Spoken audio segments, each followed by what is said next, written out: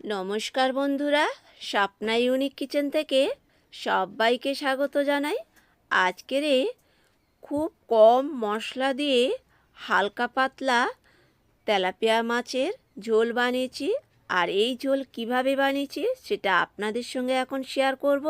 এখানে তেলাপিয়া মাছ ভালো করে কেটে ধুয়ে নিয়েছি, নুন হলুদ দিয়ে দিলাম, আর দিয়ে দেব সামান্য একটু সর্ষের তেল।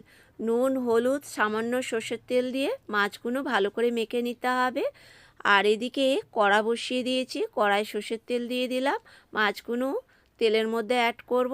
তো বন্ধুরা, পুরো ভিডিওটা দেখার অনুরোধ রাখলাম।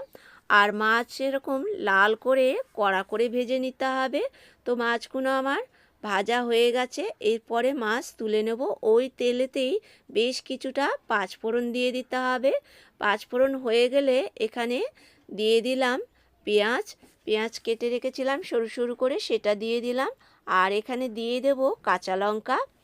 কাঁচা লঙ্কা, পেঁয়াজ, পাঁচফোড়ন দিয়ে একটু লাল করে এটা ভেজে নিতে হবে। আঁচ বাড়িয়েই লাল লাল করে ভেজে নিতে হবে। এরপরে কাঁচকলা, আলু, টমেটো এই পেঁয়াজের সঙ্গে অ্যাড করলাম, করে বেশ কিছুক্ষণ নেড়ে এখানে দিয়ে দিব গুঁড়ো হলুদ দিলাম, আর নুন দিয়ে দিলাম, দিয়ে একটু নেড়ে চেড়ে নিতে হবে। এটা কিন্তু আঁচ বাড়িয়েই নেড়ে চেড়ে নেব। এরপরে আমি এখানে একটা ঢাকনা দিয়ে দেব, দিয়ে 2 সেকেন্ড মতন কষিয়ে নেব।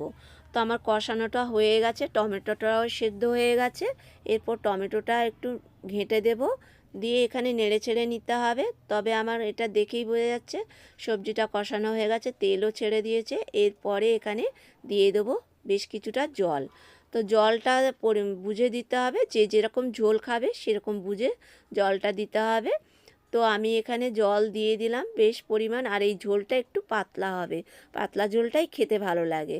তো জল দিয়ে আমি যে মাছগুলো ভেজে রেখেছিলাম, মাছগুলো এই ঝোলের মধ্যে অ্যাড করব। অ্যাড করে একটু নেড়েচেড়ে নিয়ে এখানে ঢাকনা দিয়ে 2 মিনিট ফুটিয়ে নিলাম।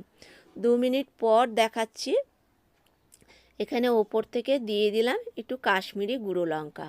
কাশ্মীরি গুঁড়ো লঙ্কাটা দিলে কী হবে, কালারটা একটু সুন্দর আসবে মাছের। কারণ এখানে কোনো রকম মশলা খুবই কম দিয়েছি। তো আপনারাও দেখেছেন কতটা কম মশলা দিয়ে এটা বানালাম। তো কালারটাও বেশ লঙ্কাটা দেওয়াতে বেশ সুন্দর এসছে। এখানে এরপরে ওপর থেকে দিয়ে দেবো ধনেপাতা। আর শীতের ধনেপাতা উঠেছে, আর এই ধনেপাতা মানে এত সুন্দর সেন্ট, মানে শীতকালে। যাই হোক বলছি, ধনেপাতাগুলো দিয়ে এখানে 2 সেকেন্ড আমি ফুটিয়ে নিলাম।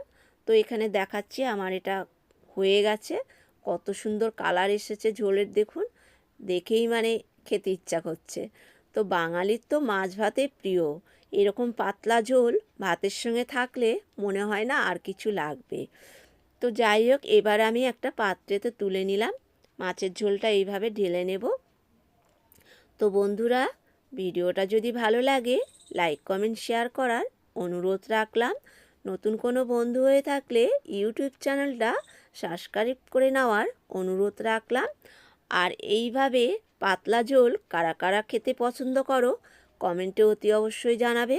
আর পারলে আমার মতন এরকম রেসিপি একবার হলেও বাড়িতে বানিয়ে খেয়ে দেখুন, সবার খুব ভালো লাগবে।